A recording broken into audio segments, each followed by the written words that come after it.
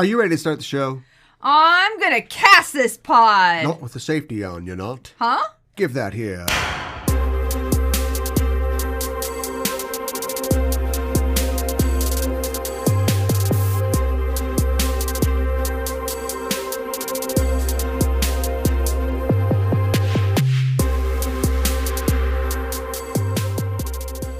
Welcome to the all-new Just Enough Trope podcast, a spa day for your ears. I am one of the hosts, Caliban. And I'm another one of the hosts, Mikan Hana, and we've come to hunt down the tropes one by one, crossing them off our arm with a Sharpie as we go. Ho, ho, ho. It's pretty intense, but it's fitting considering our subject. On this, our first episode, but first, Lee, before we begin, it's only fair that we define exactly what a trope is and what we're even trying to do here. Webster's Dictionary defines trope as a, quote, word or expression used in a figurative sense, end quote, or, quote, a common or overused theme or device, There we end go. Quote. That's the one that we're looking for, although I think overused might be a bit judgmental there, Webb. A George Papadopoulos reference is the opposite of overuse. Yeah, that's true. Emmanuel Lewis, though, would have been the main character of memes if he had been born just 20 years later. You can see him there. You can see him there. Little impact font, right? But ma'am, why can't I have a cheeseburger? Whoa, he totally would have been. A trope in art or fiction is an element or plot device or a character type or even a phrase that we tend to see again and again for whatever reason. Knight in shining armor, a trope. A damsel in distress, an overused trope. Yeah, sometimes they're overused. We're not so different, you and I. Overused villain trope. I love that one. I'll never join you. Overused hero trope. Webster's Dictionary defines overused rhetorical trope. Plant and payoff, a commonly used screenwriting trope. Hell, even saying hell before giving the last and most extreme example is a script writing trope. You really hate that one, don't you? It bugs me so much, and I pass the curse to you, listeners. You will now hear it everywhere. Tropes aren't necessarily bad, but when you consume a lot of media, you start to see them everywhere, and you start to realize how they shape the movies, TV shows, comics, and video games we love. I just think they're neat. Yeah, like the website tvtropes.com. Don't. If I had only known years ago when we created the network that there would be a website called that, I would have called it On Thin Device podcast or something like that. I think we got the better part of that deal. We're not affiliated with TV Tropes, but we're doing something similar. We are examining the characters and plot and script elements of popular entertainment and talking about why those elements tend to reoccur. And we've got a towering example of one for you today. Bring that gunshot sound back.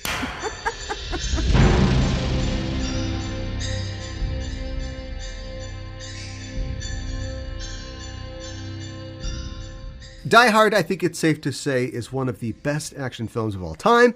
It's got a down-on-his-luck everyman hero, a charismatic and dastardly villain, thrilling action sequences, a lot of humor, and a whole lot of heart. It's also a Christmas movie, but that, my friends, is a totally different episode of this podcast. It's got something specific that sets it apart from other 80s action movies and examples of the genre, because our hero, John McClane, specifically finds himself outnumbered, low on ammo, he's got no shoes, he's trapped in a 40-story high-rise, he's got no backup, no cavalry, only a supportive beat cop on the other end of a radio, and all of these elements, at least some of these elements, gave birth to a particular subgenre of action film that was very popular in the 80s and the 90s, and it's still sometimes seen today, and I guess we could call that doing a Die Hard. Yeah. What are some Die Hards? Passenger 57. That's Die Hard on a plane. Yeah. Under Siege. That's Die Hard on a boat. Speed. That's Die Hard on a bus. Speed 2. Die Hard also on a boat? Yes. Con Air. Bring back Die Hard on a plane. Air Force One. It's the president's plane. That's right. Executive Decision. Steven Seagal gets immediately killed. Then we do Die Hard on a plane. Under Siege 2. Die Hard on a train. Oh, see, there you go. Skyscraper. Die Hard in a building? Yeah. Running out of gas. Olympus Has Fallen. Oh, Die Hard on a White House Down. it's not limited to like 90s action movies. You see this everywhere. What about like Die Hard on an Enterprise? Yes. From the episode Starship Mine from TNG, or all the base invasion episodes of Doctor Who, right? The Doctor's there. He's got some goofy guy who's from the future. He's in pajamas. He's got a British accent. And they've got to stop the Cybermen from getting in. Right. And basically the half a dozen British people that are with him are all going to die. And they're the only ones who end. can do it. Yeah, and he may or may not say that he's so sorry about that. Question for you. Is Home Alone a Die Hard? Ooh. Do you give up? Or are you thirsty for more? Honestly, it might be a Die Hard now that I think about it, but it's like it's like a little kid. A Die Hard? Because if Skyfall's a Die Hard, baby, Home Alone's a Die Hard. I mean, I think Skyfall's kind of a I was thinking about it. So, like, it's like a little kid and he's being really clever. His parents died in a skiing accident. Oh, no, you're talking about Kevin McAllister. I'm talking about Home Alone. Yeah, right. And he's using what he has. James, you're just a little kid. And I'm the author of all your pain. Yeah, right, exactly. Right. He's using what he has around the house, and he's, beating the bad guys who do outnumber him. There's only 2 of them, but he's one kid. They literally outnumber him. Yes. So does that mean that the old man with the shovel is his Al? Maybe. I can't have Twinkies. Not anymore. I was trying to think if there's like a Die Hard video game, and I don't know if there is, but all video games are kind of Die Hard because you are usually one person. There are many bad guys. Yeah. And you're not necessarily trapped somewhere, but you usually have like a certain amount of bullets and you're trying to get more or something. There might be different levels. I mean, I know there is literally a Die Hard arcade game. Sure. And there's like, Rolling Thunder or something, or Elevator Action, would be like a building set video game. But like, what about like tower defense games? Oh, okay. Nakatomi Tower Defense. Right? There's guys coming in, and then you must place guns or bombs or something like that, and you're, ostensibly by yourself. Plants versus Zombies. Sure, right. You're planting things for the bad guys to run across and come out to the coast, water my lawn, we'll have a few laughs. Fighting some zombies. Oh my God. It became a very popular subgenre for quite a while, and it was an easy shorthand to give your action movie, wherever it's set, stakes and to make your hero immediately sympathetic. Yes, 100%. And I don't know, we've given some examples that range through the 80s and 90s, maybe the early 2000s. I don't know if this is still on people's minds. Obviously, we talked about Skyscraper. That was only a couple years ago. Mm-hmm. And it did not do well domestically. I think it did well internationally. But even then, people were like, Rocky, you're just doing Die Hard in a building. You're just doing Die Hard. It's just Die Hard.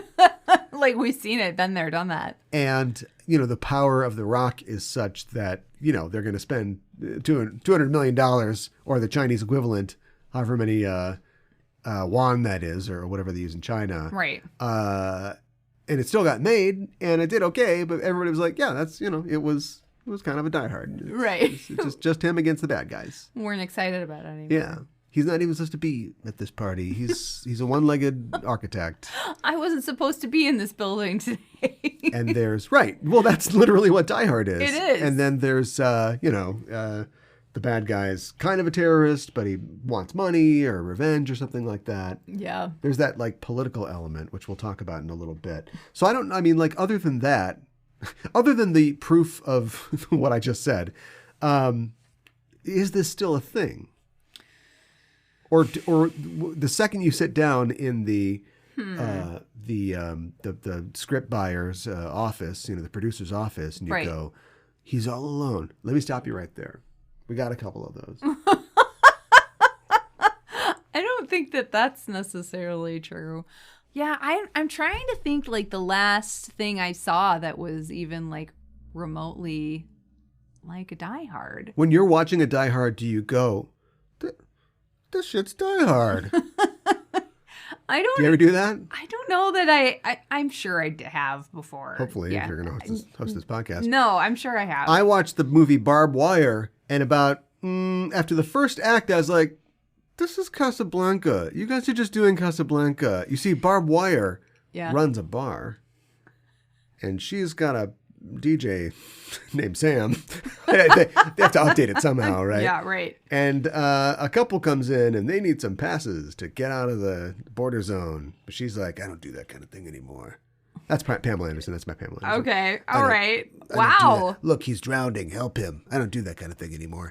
And that's it. And then there's like a fat guy who runs another bar, and he's like, oh boy, it's, that Barbed Wire. She says she won't help you, but she'll help you. And you're just like, okay, you're just doing Casablanca. Yeah, this is just like... Doing a Casablanca. New episode. Okay. Forget Die Hard. All right. No, all right. All right. We got to stick with Die Hard. So we've pinned it down, I think, essentially that you got to have a guy or a girl. I don't even think I've seen as many with it. Who with is lady. somehow out of their element, right? They Yes. wouldn't usually be here. Right. In this place. And they have ostensibly, they are disadvantaged in this situation. In some way. Yeah. Mm-hmm. Which we can also get into why some diehards aren't very good diehards for that reason. Sure. Do you think that an important element needs to be that there is some sort of trickery or something that you don't expect about the villain? From the villain? Because otherwise, every single James Bond movie is a diehard. He's in a volcano. And he's, there's a lot of guys with guns, and all he's got is a watch that shoots whipped cream or something like that. And so how is he going to get out of here? Yeah. And he's going to do it by blowing up like a balloon character actor Yaphet Kotto. That's how he's going to do it. Right. I don't know if I'm trying to think of all the bad guys in the Die Hard movies. I don't know that all of them. Although didn't Yaphet Kotto had some kind of alternate thing too, didn't he? Did he? Or he just wanted to move. He just wanted to corner the heroin market I can't remember, to be honest. But I don't think all the villains in the Die Hard movies necessarily had like another. They absolutely did. They did. You're right. Don't give it away. Sorry. We're gonna talk about it. You're sorry. No, they totally right, did. So let's leave it an open. Maybe Bond is leave it an open question. This is okay. more alchemy than science, right? As you'll learn listening to the show. What's the origin of the trope? Obviously, the trope, got its name from the movie Die Hard. Yeah. Which we'll talk about in a little bit. But what do you think, the origin of the trope is? When's the first time when Hamlet was like, oh, verily, hell no, I've got to get out of here. He's hiding behind the tapestry. Right. He's like, come out to Denmark, have a few laughs. I would... Go ahead. Well, if we're just going cinematically, is there a book that's like, oh, and then Scaramouche, he was like, oh, California. Zorro. Zorro's like, ay, ay, ay, California. It was a Zorro. If we just go by cinematic or filmed entertainment, I would posit that Doctor Who started some of those base defense episodes pretty early. They were doing those. Yeah. In the William Hartnell era. Okay, right. Because it's easy to shoot. Yeah, it is easy to shoot. Two sets. And it's just maybe it's the doctor and his companion or whatever. It's a small group and they're completely outnumbered. And they're in a confined area. Yeah, no shoes. They weren't even supposed to be there that day. Right. Susan, where are my shoes? Grandfather, you took them off. Oh my God. You said that Dalek had feet smaller than your sister's. You were trying to make fists with your toes. Lita, make fists with your toes. I can totally see that happening. Venusian toe fisting. Yeah, right. Some other alien. I was thinking, and this is nothing original. No offense to Akira Kurosawa, but not everybody can be original. We're all taken from other places, but maybe something like the Seven Samurai. Okay. Right? Sure. They are 7. Yes. I think I have that right. I think you do. And there's hundreds of bandits, and so they need to, defend this town. Yep. Doing a Seven Samurai is a thing unto itself. It is, and look for sure. to the future for probably an episode about that. But that's like a base defense sort of thing, right? No, it totally is. You're in one kind of general area and you're setting up traps and that sort of thing. And to like, is Rambo a diehard? Ooh, yes, I would say yes. but what do the traps? Is that doing a Rambo? We have a lot of Oof. the cement is There's some overlap. the cement is wet Yeah. in our world still. Yeah. But if we were going to lock this one up, I would say maybe the trap, because John McClane, he doesn't make traps. He doesn't make traps. No. You're right. He just talks to himself. He does. Come on, John. Why couldn't you make a tiger trap, John? I don't think he was old enough to be a nom. There is a prequel comic called Die Hard Year One or something, or Day One, Okay. by Howard Chaykin. Oh, no. And it is like John in 1976, because it's the bicentennial. And I don't think he's a cop yet, right? Because in 76 he would have been Yeah, because the in college. the first film takes place in 88. He's either like his first year as a cop or his I've been police detective for 12 years. So yeah, maybe it would be, right? Because it's like 88. Yeah, maybe. Okay, so maybe he's like just getting out of the academy or something Yeah. like that. And so he's got to foil a terrorist plot in Chicago in like 1976. The origin of John McClane. Come on, John. Come out to the Great Lakes and hear laughs. Yippee-ki-yay, mother bleeper. Yeah, right. He doesn't have the confidence to swear fully yet. Well, I did a little looking into this. Yeah. And I actually, the site that is not to be named again on this show. Ever. For some reason says that the first Die Hard is a little film called Runaway Train. Never coming back. It is a, yeah. Sorry. Yeah, we're doing a soul asylum, everybody. No, but it is a film by Canon Films. Let me finish. And the funny thing is I said the words Akira Kurosawa. Yes. Words that hopefully will be heard a lot on this show, but honestly, no way to know. Right. It is based on a script written by Akira Kurosawa. Or at least like a story idea. Akira Kurosawa really cool. in the 70s had the idea of what if there was a train, Sure. like a bullet train. You just call it bullet train. I don't know if it was a bullet train, but it's set in Japan, right? Where they've got a lot of trains. And so like a passenger train has gone, run away. And so the people on board has to like figure out how to, get out of this situation. And the movie never got made for a lot of reasons. And so eventually the script and the idea drifted over to Canon Films, where Golan and Globus, they greenlighted this thing. I've seen it, and they don't make a big deal out of the fact that based on a story by Akira Kurosawa. They don't. That's not a huge part of it. They should, well, honestly. It's probably the highest profile creator who's ever been slightly connected to them. To canon? Yeah, probably. Dolph Lundgren aside. Sorry, Dolph. And it is directed by Andrei Koncheslovsky. Okay. He was a Soviet director, and he directed, a bunch of stuff. But the point is he directed Tango and Cash. That's all that really matters. Okay. Or he was one of the directors on Tango and Cash. That's right. There was more than one, right? We will do a Tango. They're doing a Tango and Cash. Okay. Tango and Cash is great. One day we'll get there. Yeah. It stars John Voight, Eric Roberts, and Rebecca De Mornay. I know that name, Rebecca De Mornay. I can't place her. If I went dun dun dun dun dun dun dun dun, that would only confuse you because that's Tom Cruise. Risky Business? But she's in Risky Business, okay. Yeah. Which I've never seen. So, yeah. This kid's opening up a whorehouse. He's doing a risky business. Oh my God. It's hard to base an entire episode off of somebody sliding across the floor in their underwear. Yeah. I think that's going to be a hard sell. God damn it, we're going to give it a try. No, she was, that was her breakout role. And then this is probably one of the biggest things she did after. This isn't an show about Rebecca De Mornay, but she has a very interesting career, which we could talk about. But the point is that she is in this film and she plays like a very against type character. Like she's not a pretty girl. She's she's like a train worker or whatever. And the whole point is that Voight and Eric Roberts are convicts in Alaska. They escape from this hellhole-ish prison, a prison where Danny Trejo is one of the prisoners and a boxing instructor. That was his first role. Interesting. Speaking of interesting careers, Danny Trejo. And Tiny Lister is in it as well. Plays one of the guards. Nice. Their first movies.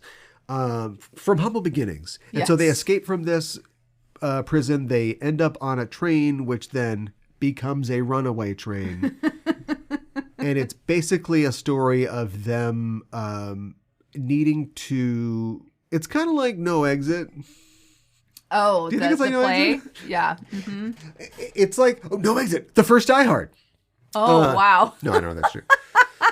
Yeah, say hello to other people. They are stuck in one place. They're in a situation. Yeah, right. They're in a situation where they need to be self-sacrificing in order to escape this situation. Yeah. And they're convicts. And then a girl who, I'm not supposed to be here today. So, yeah. Right.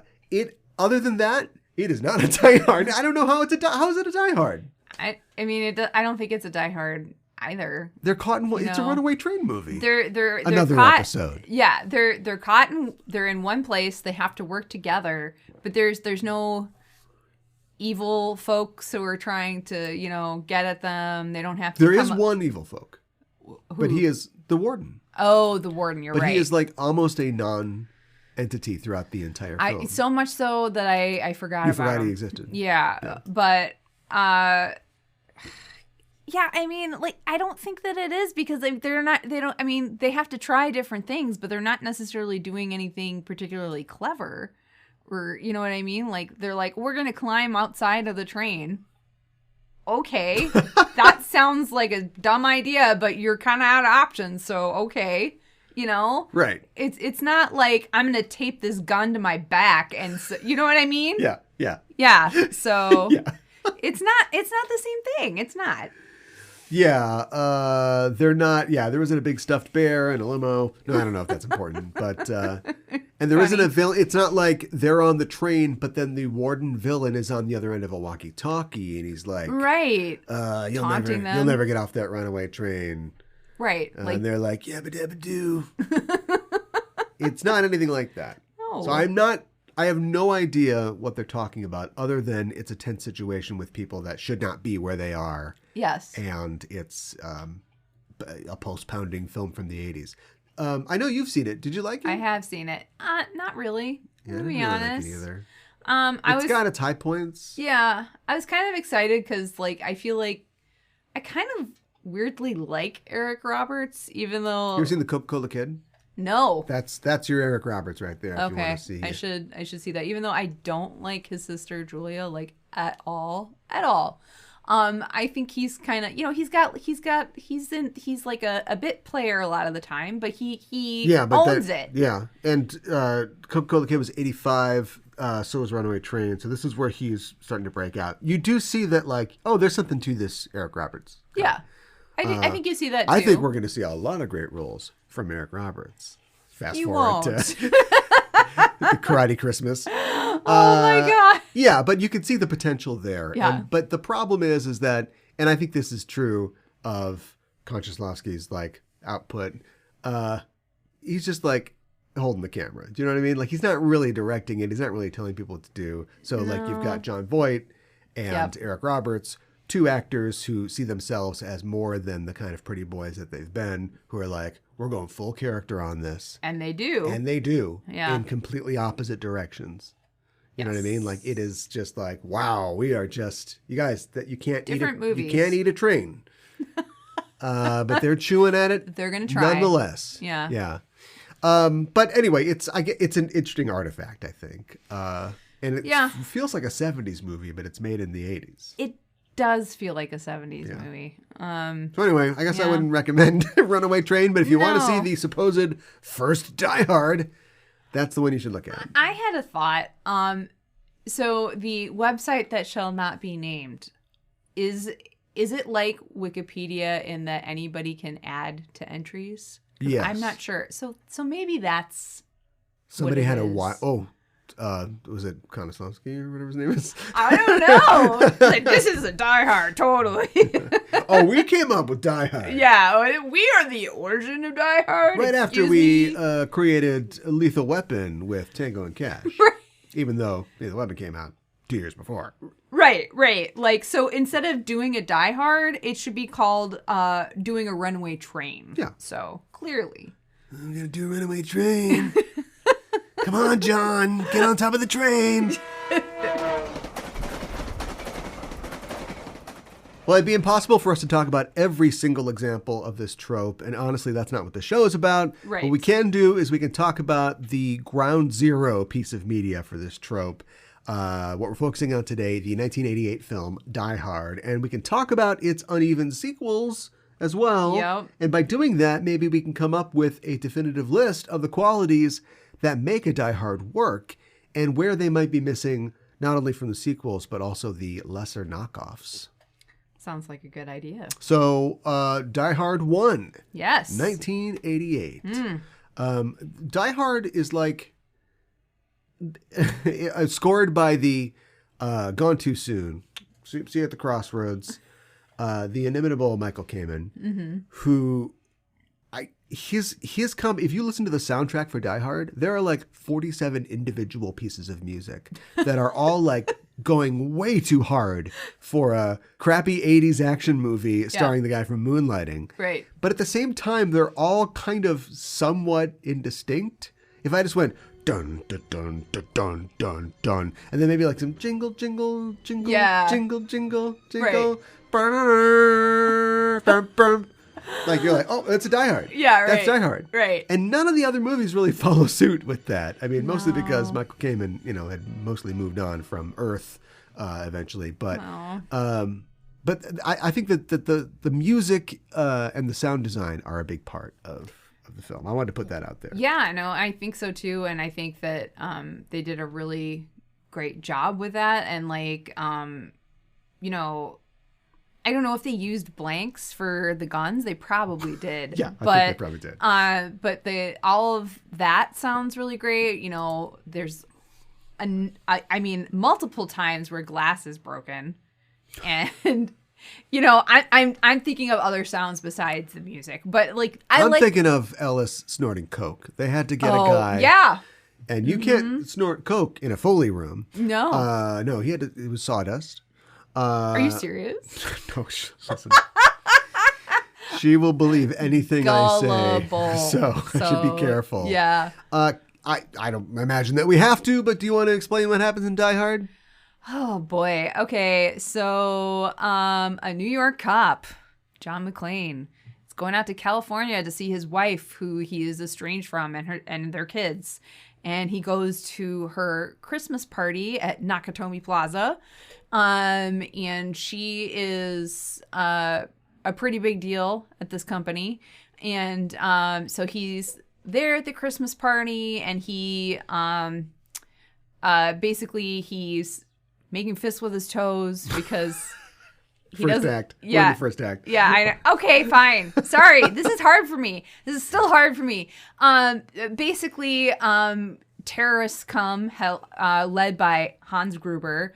We don't really know what they're. Gruber. Yeah, and we don't really know what they're after right away. But like, he's a cop, so he's got his gun, and he like. Ladies and gentlemen. Yeah, he Ladies and hides, and he's like, going through the vents and running upstairs. Oh, John McClane does. Yeah. John McClane does. Yeah. Yes, and like, he basically tries to figure out what's going on with the bad guys and tries to attack them. He sees them kill a guy. You're telling me that he doesn't just ride that elevator down and then ding, the bad guys here, and they turn around and just no. He comes out and he kills them all. Oh no, that's impossible. That is not what he does. Because that would be completely ridiculous that a person could do that. Yes. Okay, keep watching. Yeah, I know, right?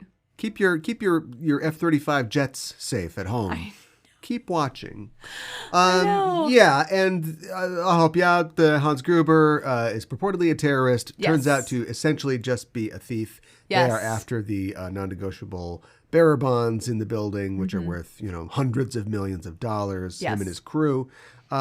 John is a fly in the ointment, the monkey in the wrench. And he essentially whittles these guys down one by one. Yes. Despite Takes the them out one by inept one. interference by both the LA Police Department and the FBI. Mm-hmm. And we don't make it to the National Guard, I don't think, thank God. No, not that would have been bad. That's the sequel. And then, and basically saves the day, saves his wife. Saves pretty much everybody at the party. There were a couple of Argyle's casualties, unfortunately. Yeah. But yeah. I think you had pointed out before off the air that you're like, does any one of these guys ever see the inside of a jail cell? Or is John McClane just the most efficient terrorist murderer there ever was? I think he is. Clarence survives. Yes. He tries to escape in the ambulance. He's T-boned by Argyle and presumably not dead. That's right. So, yeah. That's right. Now, they never brought that guy back. No. Why wasn't he the villain of Die Hard 5 or something like that? that? Right.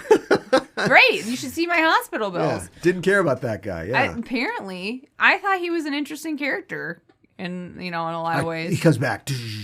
I told you the quarterback was toast. Right.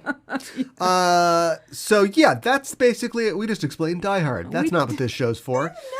No. But basically, if the trope of Die Harding, yes, was because all tropes are really pre-extant, right? I think so. They're all part of human culture in some way. They're just sort of crystallized in these certain works. Yeah. Am I getting too weird? Maybe a little bit. So the idea of a Die Hard was out there. Yes. It moved over the water without form, right? But then it became crystallized in 1988's Die Hard, a movie that was based on a book called Nothing Lasts Forever, which was a sequel to a book called The Detective. Now that sounds like a CBS franchise. It does. And the 1960-something movie The Detective was a movie with Frank Sinatra playing this character. Don't quiz me on if it's John McClane or not. I don't remember. But he's a New York cop. And there's something about, I guess, when Frank Sinatra plays a role, he makes it his own by having his lawyers sign it over to him forever. And so when they wanted to make this sequel, Nothing Lasts Forever, into a movie, Frank Sinatra had the right of first refusal to it. So That's the people, ridiculous. so Joel Silver and In the whoever, 80s? who is making this, Fox is making this movie, and they're like, do you want to get out of my face? Oh, okay. Well, we had to do it. Well, we had to ask. We had to do it. Yeah. And so in the book, it's a very similar situation. It's like terrorists, but I think they've got an ulterior motive as well. They take over a high-rise building. It is the McClane character's daughter and not his wife who's involved. But otherwise, it's a similar thing. It's the guy, having to be careful, sneaking around and taking guys out one by one. Lots of stealth. If there was a Die Hard video game, you'd have to have a lot of stealth. Yeah, see, it's funny because was it Sega? Whoever does the Time Cop, games made a Die Hard arcade game. And it's just like running, shoot, kick, jump over this. No stealth? You're like karateing, and I think there's a light gun section. And so, oh my God. Anyway. Okay, interesting. Take that. And this will continue throughout the series. We'll talk about it when we get there, but pretty much all Die Hard movies were something else before they became a Die Hard, which is ironic. It's strange. Because all movies want to be Die Hard, and Die Hard wants other movies to be it. Yes. Who would have thought? So those things, the underpowered regular Joe protagonist, the lack of resources, ho, ho, ho, now I have a machine gun, didn't have one before. Right. The villain who is clever but has got something else going on. And possibly a unity of time, place, and action. The fact that it takes place kind of in one area or one I would agree with that. thing, building. Yes. Maybe that expands when we go forward. So we've got it. We figured it out. That's Die Hard. That's what we're talking about. Yeah. Let's stretch it out a little bit. But first, should we maybe talk a little bit about some of the other scattered tropes that we find in this? Yeah. I would throw out the idea of, and this is, God knows where this goes back to. You know what? Put it on the board. Maybe we'll figure it out someday. Okay. The big henchman. The big henchman. You've got the boss. Yeah. Calculating boss. Uh-huh. That's a trope. Yes. But then the boss has a heavy. That's true. How old is the heavy, do you think? Did the Bible? That's gotta go way back. Who was a heavy in the Bible? Great question that I would not know the answer to because I'm not familiar with the Bible. Were there any henchmen in the Bible? I don't know. I guess, the archangel was kind of like God's heavy, right? He's like, Sure. Get out of this garden. Sure would be a shame if something happened to your nice new human knees. They're like, whoa. We'll get our fruit somewhere else. I was literally just born. Hopefully, Get away from me. Hopefully these aren't oranges. Oh be like my the gosh. Godfather. Yeah. So big guy henchman. Is it interesting, or is it like particularly important that he's afraid of flying? I think it's important because it's a bit of character information you're getting about this guy, right? So we're introduced to him. Yes, on the plane. In vulnerability. Yes. He does then stand up, and he's allowed to carry a 9mm gun on a plane. I guess it's 1988. Yeah, right. I don't think he's vulnerable, but he's also heavily armed. So look out for that. Right. So we're just, we're getting some ideas about him, and it starts. The terrorists show up pretty much. You're maybe 10 minutes into the movie, Yeah. And so you're trying to get kind of an idea of this guy. Would the movie before work? They show up. Yeah. And then there's also the really great scene between him and Argyle where they're talking. Yes. And we're getting all the exposition, but it's done through this, the lens of a good depiction of these characters. Yeah. Because John is very terse. Not only is he terse as a person, we can read his uncomfortableness with California, but also driving to this uncomfortable. He's not good with people. He's not good with his wife. He's driving to this uncomfortable conversation. Then you got the great character of Argyle, and I give all props to Stephen E. D'Souza, who wrote the dialogue, the script, who's like trying to ply him because he's like, come on, we're gonna have fun. They rented you a limo. We can do all kinds of stuff. This is the first time I've driven a limo. Let's have some fun. Right. And he's just like, okay, Argyle, all right. He's, But Argyle just get me there. I got to make fist with my toes. Right. But Argyle gets information out of him. He gets him to talk a little bit. There are a couple things in the movie. Obviously, it's played by the guy who sells the Seagram's Golden Wine Cooler. So we know that this guy's cool. Right. But I feel like the movie almost, and it still works. This is absolutely one of my favorite movies of all time. Yeah, it's an excellent film. If I asked myself the question that I like to ask celebrities, Die Hard or RoboCop, I still don't have an answer for myself. Oh, you don't? I thought you told me off the air that after watching. Don't talk out of school. Okay. Don't talk out of school. All right. But I feel like the movie fights against every second of it, him being vulnerable. And I don't know if that's a studio thing or a Hollywood thing or what. Because, all right. So he's kind of losing his hair. Also, he's scared of flying. But he gets off the plane, and he's the coolest guy ever. They'll let him smoke wherever he wants. Mm-hmm. And every lady in the movie wants him. Oh, I know, right? All of them. Yes. And this continues for a while until the point where it is, questionable. I mean, like Bruce Willis is like 67. He's still a great looking guy. Yeah, right. But we're trying to sell this to 18 to 35s. And he's, they don't even know who he is. Yeah. So it's not plausible. Right. But up through 3, women are still like, yes, it's John McClane. I know. And would it still work if he was played by Paul Giamatti? No, not that aspect of it. Are you kidding what is it? me? The Bechdel cast has the thing. I'm talking about other podcasts. Where it's like, if a guy does something in a movie that really ought to be creepy, imagine Steve Buscemi did it. Yeah. Is it okay then? Sure, James Marsden did it. No. But what if Steve Buscemi did it? Yeah, no. And my thing is like, is he really like a schlubby New York guy if he's not played by Paul Giamatti? He's not that schlubby. He's just all right, Argyle, all right. Yeah. They said, come on to the coast after we have you laughs. Can you imagine? Buy this Verizon phone. Paul Giamatti running around this building. I want to see this now. But the funny thing is that movie that came out recently, I got a gun and I'm old. Oh God, that could be so many movies. I know. The Bob Odenkirk one. Yeah.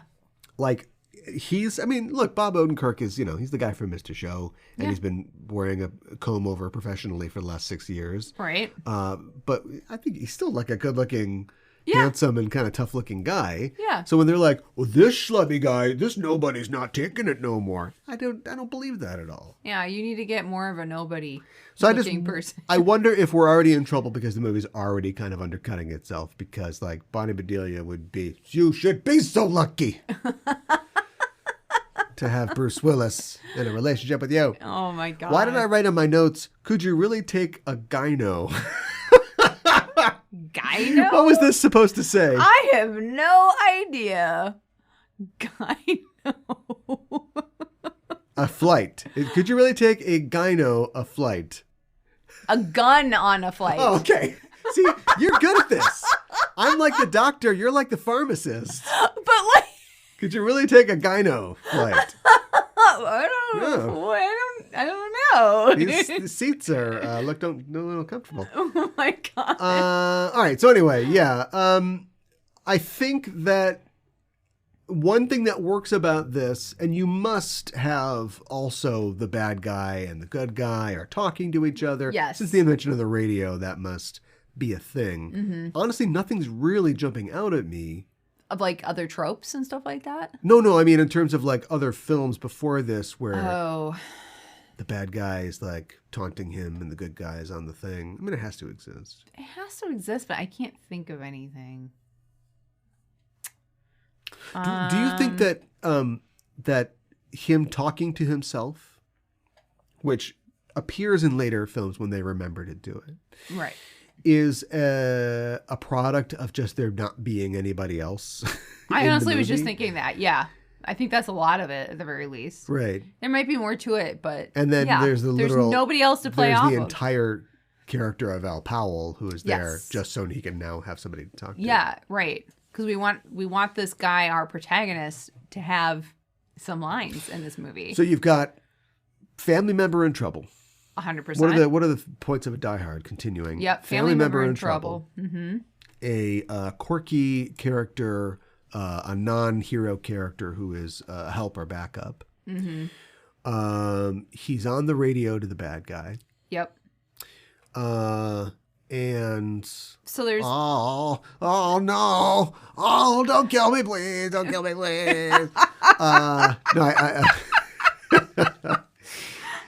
he does something crazy to damage himself in order to continue. So he has to, let's say, walk over glass. There's no way he could just shuffle his feet. I'm going to take the movie at its word. Yeah, right. I know. He has to have bloody feet. Yeah. I remember when the movie came out, everybody focused on the fact that it's like David kicks ass. And people were a little surprised that Bruce Willis could be a badass like this. But also, all they talked about was the feet stuff. Quentin Tarantino, a young Quentin Tarantino was like, I know what I want to do. Well, I mean, the glass on the feet is painful. Right. I mean, But they were talking about like no movie would do this. At this time, 88, this is like around Commando time, right? So Schwarzenegger's he's being stabbed. He's literally, and he's just pulling it out and going, he's invincible. I stab you in the eye. Yeah. And then, right. So like that vulnerability, which doesn't even last that long. It's in the beginning of the third act. Yeah. And he basically limps into the final confrontation but at that point he's gone through all this damage anyway. It's just really for that one scene. I just remember that's all anybody would talk about. Like, it's a tough thing when he's... Well, and then, like, he's not, like, super bulky, muscular dude like Schwarzenegger and Stallone. And not saying he's, like, I do all the lifting at the bar. Right. What? With the Seagram wine coolers. It's wet and it's dry. Yeah, exactly. I mean, I think something else that makes it a Die Hard is, we already talked about, obviously, confined to one building or, like, an area, but also, like, clever problem solving and, like, making it up as you go. Yeah. which I feel like He's handy. he's handy. He's like a MacGyver, except he's cool. Is MacGyver cool? I've never seen MacGyver. Yeah, kind of. They try to play it both ways. Yeah. Because he's into like books and like he's, very knowledgeable, but that mullet, that's not a nerd's mullet. Okay. Yeah. But he's using what he has, right? Yeah. And he's making it up as he goes. I do feel like as the films go on, it's like he's just, I mean, maybe we'll get to it. It kind of dissolves a little bit. It kind of gets diluted and goes away. He's a New York cop. Yes. Which meant something back then, I guess. But he found his way around that tower pretty handily. He did. And it's not explicit in the movie, but I think you get the idea because he's like a normal Joe and a wife beater that he's familiar with power tools or service corridors. And mundane building things. Right. If they had a line about how, I worked for my dad, he was a contractor, when I was a kid and I hated it, but he picked up all these things. Because you're right, he's not doing like booby traps, but he does kind of know his way around stuff to the point. Now in like a Marvel movie, look, I don't know, Captain America's been fighting Nazis for 80 years or not really, but you know what I mean. So when he's like knows how to drive a forklift or he knows... of course he can throw knives with pinpoint accuracy. He's Captain America. Of course. We know this. Yeah. Why would he be able to throw a knife? I don't know. But anyway. I have no idea. We just get that. I think movies like this pave the way for characters to just be able to do anything. Like we just saw 100%. A movie recently called The Gray Man, which is like that guy from La La Land, like whips shit. Yeah. And it's like, I know he's been like a CIA guy for 12 years, but does that mean that he can survive? He knows how to free fall without a parachute. And he can drive any kind of vehicle or weapon. He's got mad parkour skills. Like, are these all part of being like, did he get all these? Did he just finish his training? It would take years to learn all these things. And then you run into like Ana de Armas in her little suit. And she, of course, she can do all the same stuff. I know. And she's new. I know. So you just accept that now in an action film. Do. But back then, there's just something about the fact that like, oh, these guys, the terrorists, they're international terrorists. So obviously they're tough.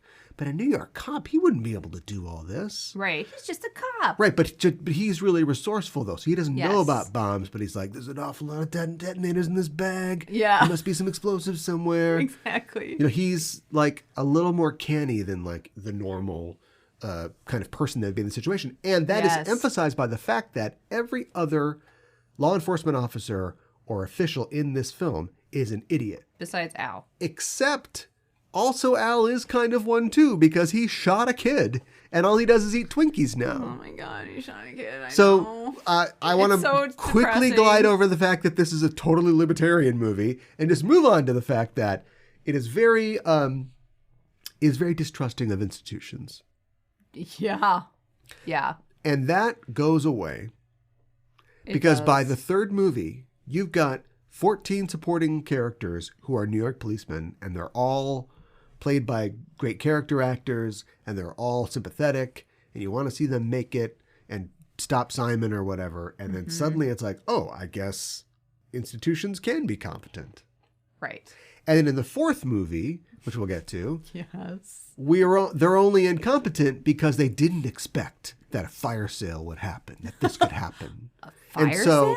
Computers, which I don't understand, do you?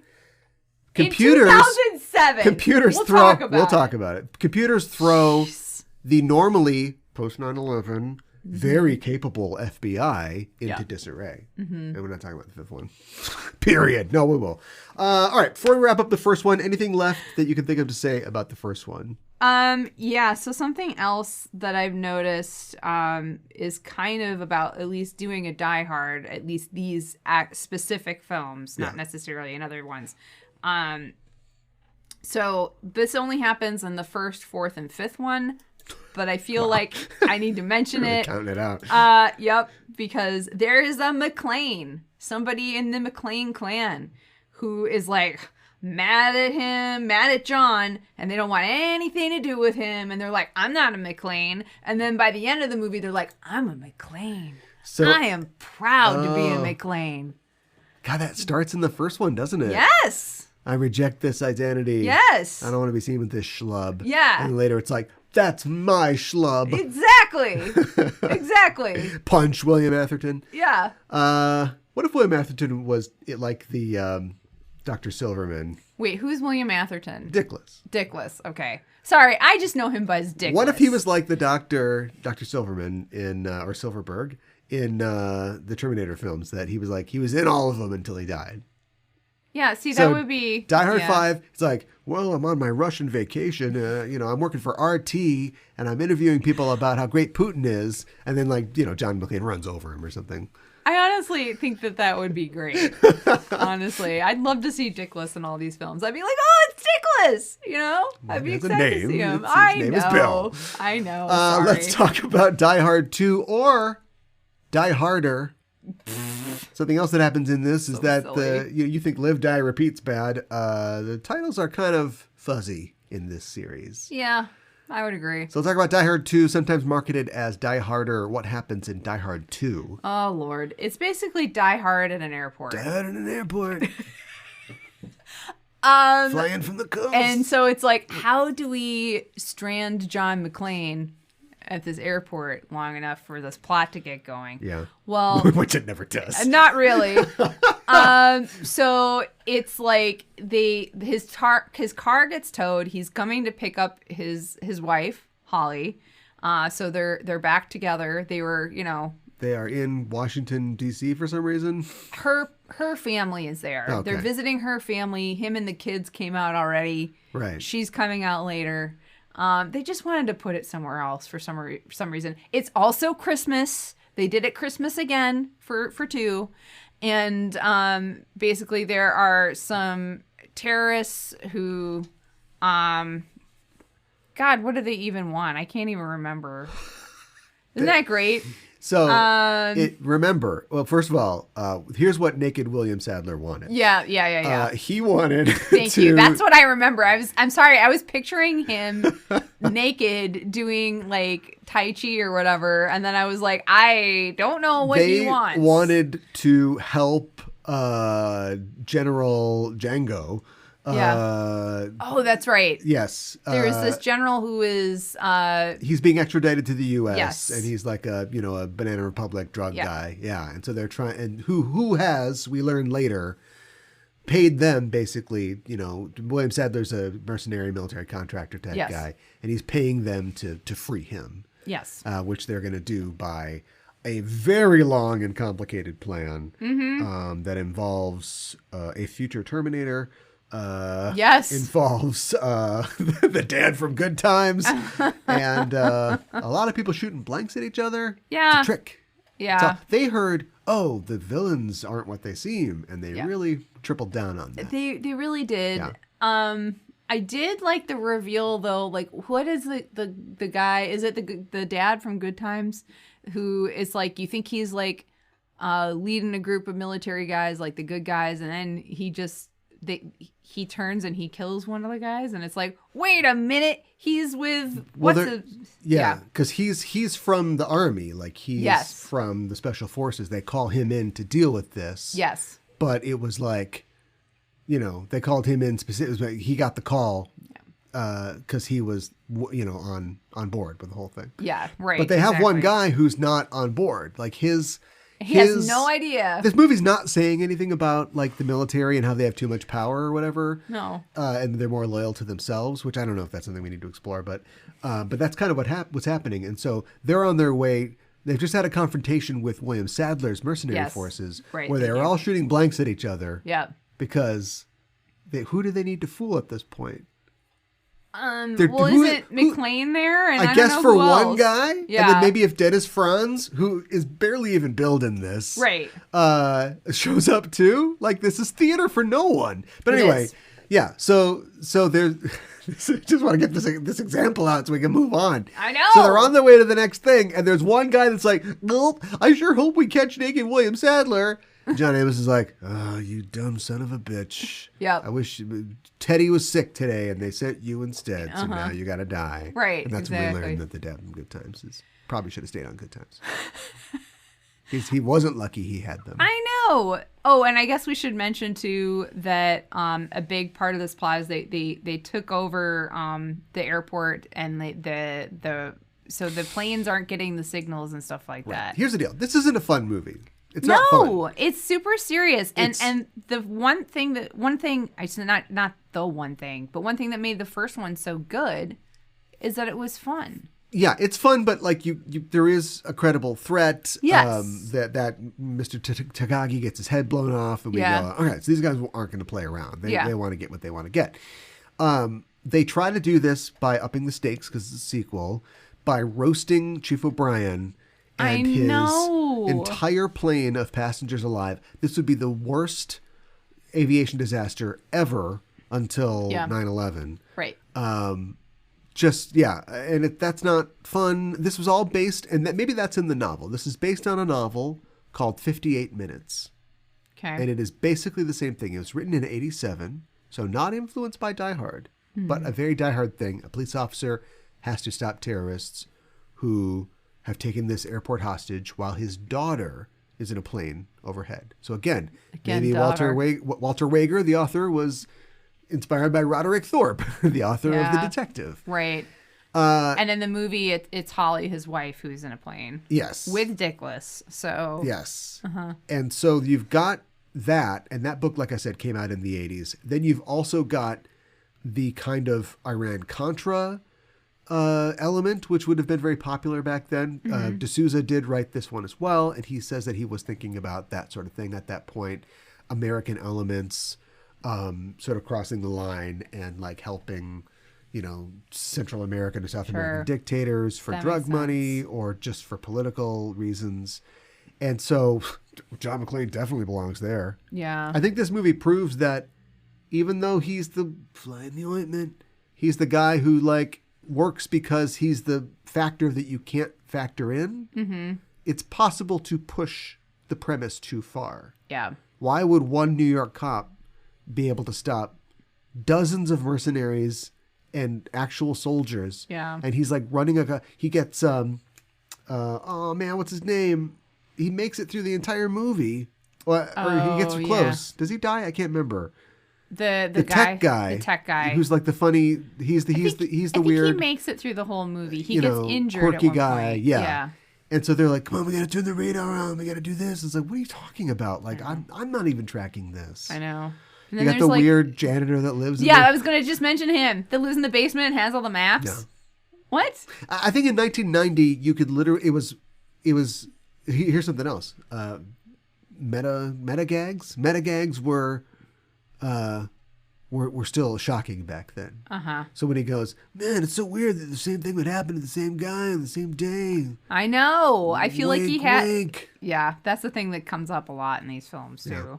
And then, like, I feel like there were, like, people were saying things about, like, technology or something like that. Yeah, and she was, like, on the phone on the plane, which was, like...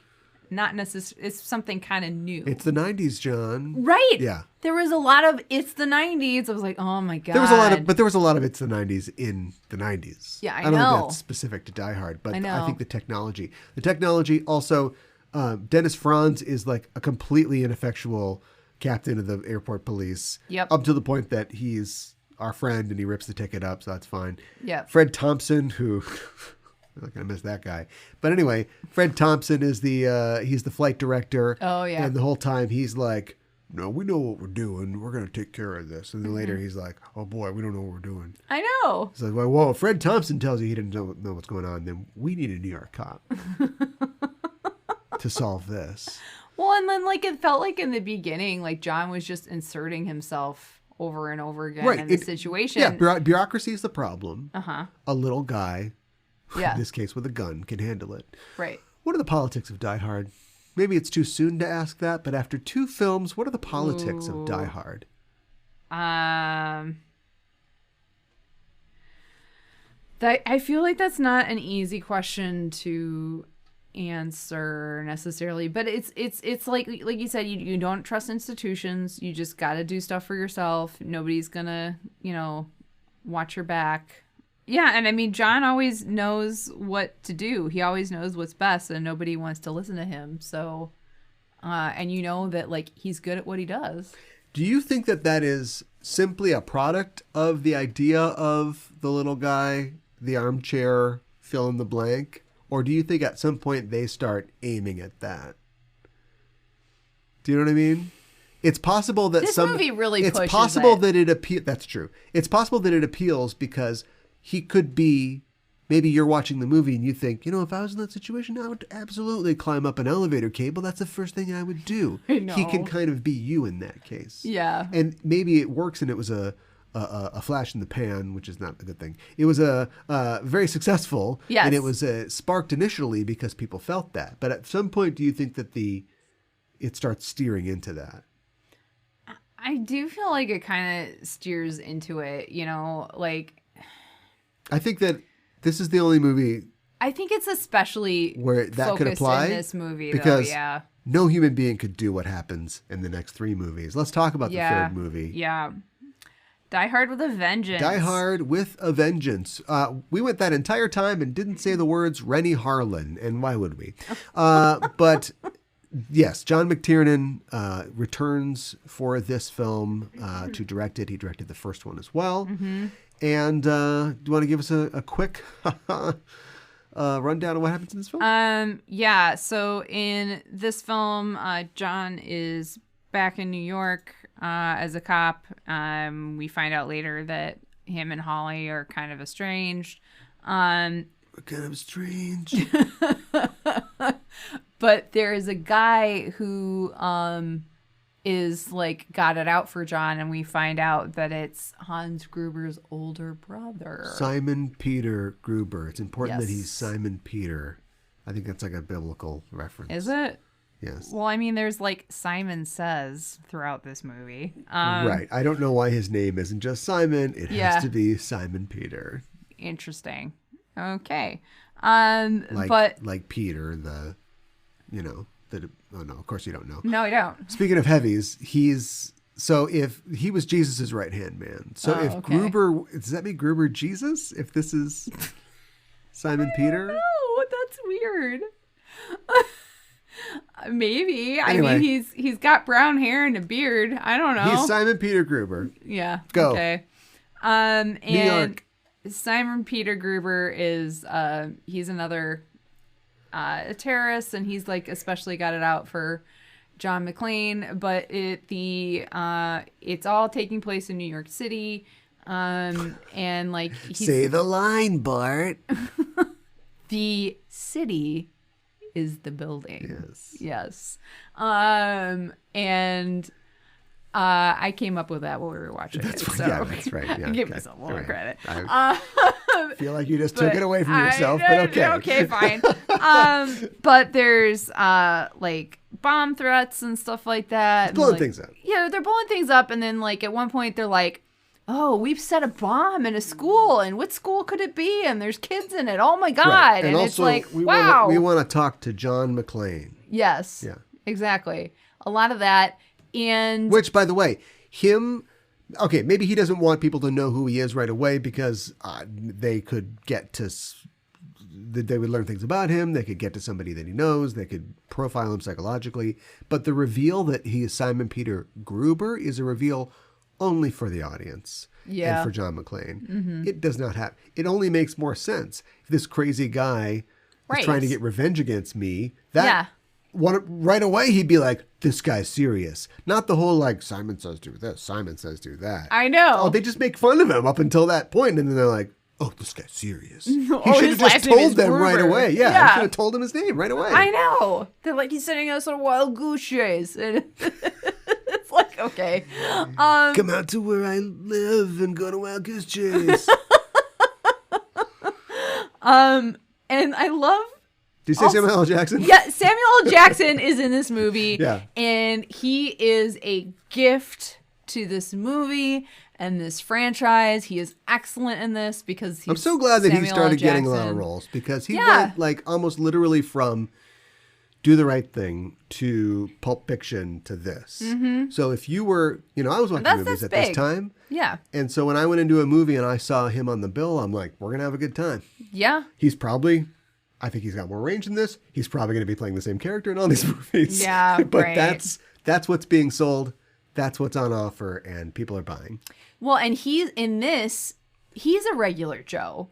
And he's just minding his own business. And like the only reason he even gets involved and he gets roped into it is that Simon basically makes John go to a black neighborhood and wear a sign that has the N-word on it. So, which is a lot of... Wow. Yeah. This one is written by a guy named Jonathan Hensley, who wrote Jumanji and Armageddon. Okay. Very different films from each other. Made The Punisher. He directed The Punisher. The Thomas Jane Punisher. So, I think the script is pretty good in this movie. I do too. I don't know how to even really rate Jumanji and Armageddon. They're both like Disney thrill rides. But I like Jumanji more than Armageddon. Now, he was married to Gail Ann Hurd. I know that name. Famous producer. And so, okay.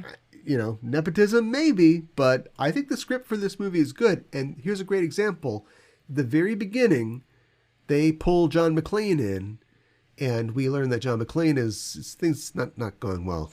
He's not doing well. Die Hard 2. Yeah. Maybe blowing up every Christmas isn't good for your mental health. Who would have thought? And so he's now essentially divorced. He's very estranged from Holly. Yes. And he's, an alcoholic, and he's in trouble with his captain. And so they pull him onto a police van and they drive him out to Harlem because that's what Simon said. Yeah, right. Simon and says. We don't really, but they're not telling us. Usually it has some character explain all this. Instead, they're just briefing John. Yep. And they're telling him, look, we don't know what to do. You got to go out there. We don't know that he's going to be, I hate N-words, the sign. We don't know that's a thing. Right. No. But the little snippets of dialogue tell us that where the bomb went off, tell us that John is, separated from Holly. Did you call her? Tell us. And then we get the little drop about the badge number, which is going to pay off later when he's in the elevator. Right. Years before Winter Soldier. That was Winter Soldier was inspired. Yeah. The elevator scene was inspired by this movie. For sure. So it has to have been. Yeah. So anyway, all that's really good. And the guy's married to the producers or whatever. So did we get through everything? The point is that him and Samuel L. Jackson have to run around town, and they start to feel, like all diehards, they start to realize, I think this guy's jerking our chain. I don't think that what he says he wants, he really wants. Yes. And they're robbing the Federal Reserve. Yes. And yeah, I mean, I just think it's a fun movie. Die Hard is fun again. This is amazing. And I'm so glad that Samuel L. Jackson is here. And then I'm like, throughout the movie, I'm like, dude, you're still here. Why are you still here? You must want to be here. And I mean, we don't know what happens to that guy at the end of the movie, but like, he just like, he gets involved because he's concerned about something he sees in his neighborhood Die Hard 6, outside a Zeus. store. Yeah. And his name was Zeus. I love that. Just for a joke. I guess. About Jesus. Yeah. My point is that Jonathan Hensley sounds like a really white name, and a lot of race stuff in this movie. I think it was the time. It was the time when we were ready to confront, racial ideas, and even in a popcorn summer explosion movie. Yeah. But man, that we really go over that a couple times. Yeah, I feel like we do too. Which is strange. I don't feel like you would have done that so much now. There's a couple things in this movie that... Oh, yeah, and it takes place in the summer, like you said. So this is not hot Christmas. Town. Summer in the city. Yes. But it's not specifically a holiday, something that they can't avoid in the next film, but we'll talk about it. Yeah. There's a couple things. So this film itself was based on another screenplay. Of course it was. A screenplay called Simon Says, which was about a bomber who had the person run around and do stuff, and then it got folded into Die Hard. Apparently, so at this point, Willis is like a producer, and he can choose his own thing. And so they had run a couple different scripts by him, and there was one script called Troubleshooter that he kind of liked, where he was fighting terrorists on a Caribbean cruise ship. Oh my God. But it was rejected because it was too similar to the film Under Siege, which came out in 1992. Troubleshooter went on to be Speed 2, Cruise Control. Shut up. Yeah. So that is funny. Bruce dodged a bullet on that one. Oh my gosh. The film, Simon Says, was going to be a Brandon Lee movie. Huh. Okay. But, of course, that didn't work out too good. No. It was free. At this point, it was free. Oh, God. And so I think that it's funny how, I don't know do you think that it says something about American films or how we make screenplays that you could just plug? What if there's just an everyman in here? Yeah. King Ralph. What if you got the king? What if it's just a guy? It's just a good plays piano in Atlantic City. Right. You got a movie. Right. And in this case, it's like, what if we should be sending, John Matrix to do this? Instead, we send John McClane. Do we? Here's a question for you. Do other cultures have the same idea of the everyman or Joe Schmo or something like that? You ever seen RRR? No. Okay. I've never seen it, but I know what it is. Ever seen any Indian movie? They're basically superheroes. Yeah, right.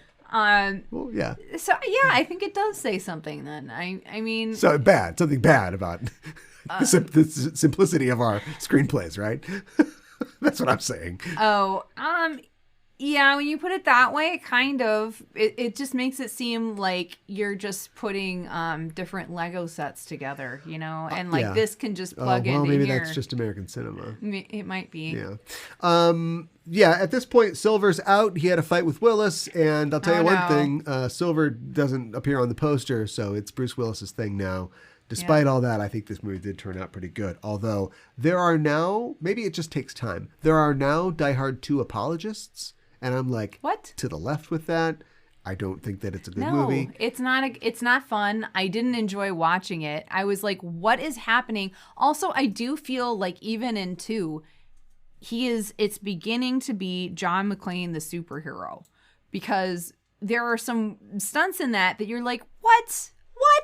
Like you're watching it like that snowmobile chase and then the big huge jump thing. Right. I'm like, there is no freaking way John McClane would do that. I'll tell you this. Being dropped on a plane. Die Hard 2, 70% on Rotten Tomatoes. Die Hard with a Vengeance, 58% on Rotten Tomatoes. Robbed. Absolutely robbed. And 58% on Metacritic. So no.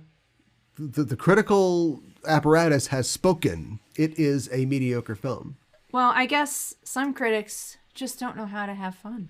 I just like to have fun. It is just like John McClane versus the Riddler, though, isn't it? That's just basically what it is. It is. Simon Says it's a game. You have to figure it out. Also, in 1995, I think Riddler. we were ready to call out what we perceive to be black racism, because really the problem is that Zeus is too sensitive about racial topics. Which is John McClane's just like, look, man, I'm just trying to do my job. Yeah, but right. Zeus is all sensitive. He's like, oh, was that a crack about black people? Is that what you're doing? Which is just come on. I mean, okay. In 95, I was a young kid, so I probably wouldn't have picked up on it. But looking back on it now, it's is this the start not okay. as well of that was his plan all along trope? The Joker.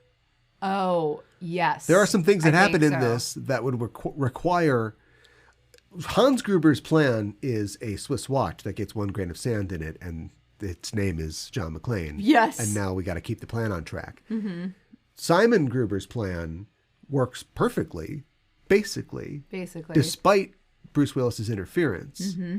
And it's leveraged on a bunch of stuff that they could have never predicted would have happened. Mm-hmm. But somehow it all works. He's, just behind the entire time, and they're always in 3 steps ahead. Mm-hmm. So I wonder if this is the sort of the early beginnings of that. Oh, he planned all this. Right.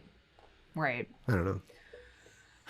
I think it probably is one of the earliest examples of it. I don't know if it's let's put it was his plan all along down on the list as well. Okay. I want you to tell me if I'm crazy or not. Okay. No. Based on what I'm about to say. All right. Let me present the evidence. Yes. There's a scene in this film where Zeus, played by Samuel L. Jackson, runs to a payphone. He's told that he has to answer this payphone or a bomb will go off and people will die. Yes. And the cops are after him. Yes. Because he's black, which they don't examine too much. I'm sure feels that Also, way. things have been blowing up in New York all day, so everybody's really nervous. Yeah. This is, I think we haven't talked about this yet. Here's another theory. Theory inside a theory. Theoryception. All these films are responses to like real life stuff. So this is a response to the first World Trade Center bombing. Which can you explain that to listeners? Because I don't know, like I didn't remember it at all. So Islamic terrorists blew up a van underneath the World Trade Center, hoping to bring it down, but it didn't go as well as they wanted, and they just sort of like caused a lot of smoke and stuff like that. When was it again? 80 something. Okay. Yeah, I would not have remembered. Maybe like that. early 90s. Okay. So this is a response to fear of terrorism. 4 is obviously a response to actual 9/11. Yeah, right. And so a cop has drawn down on him. Yep. And the phone is ringing, and he's like, "I need to answer this phone." And the cop's like, "Hold it right there. Hold it." He's like, "I'm going to answer the phone." Yes. And he luckily does without getting shot. Yes. There is a scene in the 2004 movie, The Incredibles, in which Frozone, played by Samuel L. Jackson, has been cornered in a jewelry shop, and the cops think that he stole the jewelry. And he's got his hands up. They've got their guns on him, and he knows if he can get a little bit of water, he can use his Frozone powers to get him out of this. And so he sees a Culligan container, and he's like, "I need to get a drink of water." And they're like, "Hold it right there, don't move. I'm going to get a drink of water." Is that a reference to Zeus in Die Hard with a Vengeance? God, I want to say yes. I don't know if it is, but I really, really, really want it to be. I mean, it seems like it is, and the fact that both characters are played by Samuel L. Jackson, right? Yeah. Like, what if he, helped come up with that, or if somebody was like, "Oh, you know what I saw recently that Samuel L. Jackson is in? Die Hard with a Vengeance. And wouldn't it be great if we had this little nod to it right here?" Yeah. I want to say yes. It has to be. Right. Those movies, they throw references in there. So well, he says in this movie, he says, "Yeah, I've been smoking cigarettes and watching Captain Kangaroo," which is that song, Counting Flowers on the Wall or whatever it's called, which he sang as Butch in Pulp Fiction when he's got the watch for the little kangaroo, and he's like, "Smoking cigarettes and watching Captain." I didn't know that. I didn't catch that. Yeah. Interesting. And then he sees Marcellus Wallace at a crosswalk and decides to try to run him over. Oh my God. Yeah. Repeating tropes in this, we got another big henchman, big German guy. Yep. He's going to fight him. Mm-hmm. It's one thing to have Alexander Goodenough, who's, a very tall ballet dancer. Yeah, right. But he's kind of a big guy, threatening. And this is just like a high school chemistry teacher who's going to kick the shit out of you. Yeah, right. And he beats him in a very similar way. He chokes him with a chain, just like he did with the other guy. Yeah. There's Jerry the truck driver, who knows that Chester A. Arthur is the 14th president of the United States. Right, who gives them the clue that they're like, "Oh my gosh. Let me tell you some stuff here." Yeah. Yeah. I thought that was kind of interesting. And again, this movie is using, the bad guys are cynically using terrorism as their cover for larceny. Yes, that's true.